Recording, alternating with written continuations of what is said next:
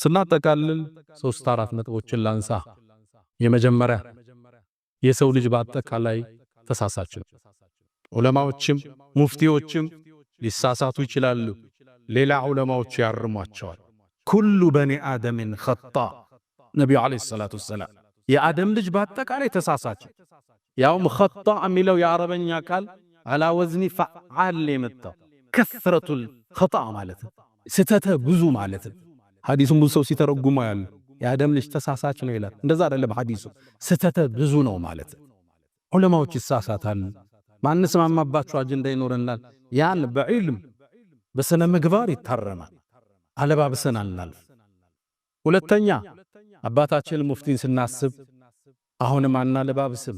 የተቀበሩበት ቦታ ሙስሊሙ ህዝብ ዘንድ መከፋፈልን የፈጠረ አሁንም ዑለማው መጅሊሱ ከቤተሰብ ጋር በመነጋገር ልባት ቢሰጠው የሚገባ ጉዳይ ነው።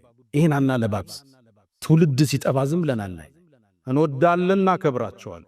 እሳቸው የምንፈልገው የሙስሊሙ መቃብር ውስጥ ተቀብረው ስንገባ ለአባታችን ዱዓ ማድረግን ነው እኛ የምንፈልግ።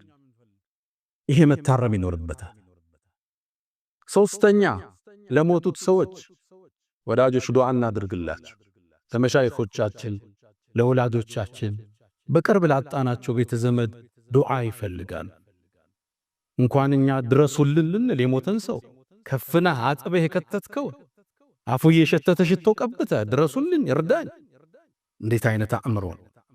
በርግጥ አልহামዱሊላህ አዲሱ ትውልድ ይሄን የሚቀበል ትውልድ የለም። ይጠቅማል እንዴ ነው የሚሉ ልጆችን ስታወራቸው። ትላልቆች ከዚህ መታረም አለበት። ለሞተ ሰው ዱዓ ነው የሚደረገው። የኛን ዱዓ በጉጉት ነው የሚጠብቁት። የዱንያ ስራቸው ተቋርጧል። ከኛ ዱዓ ነው የሚያገኙት እነዚህ ሰዎች። የመጨረሻና አራተኛው እኛ ዝግጅት እናድርግ። ዑለማዎች ካለፉ፣ ትላላቅ ሰዎች ካለፉ ነገ ተተኪኛል።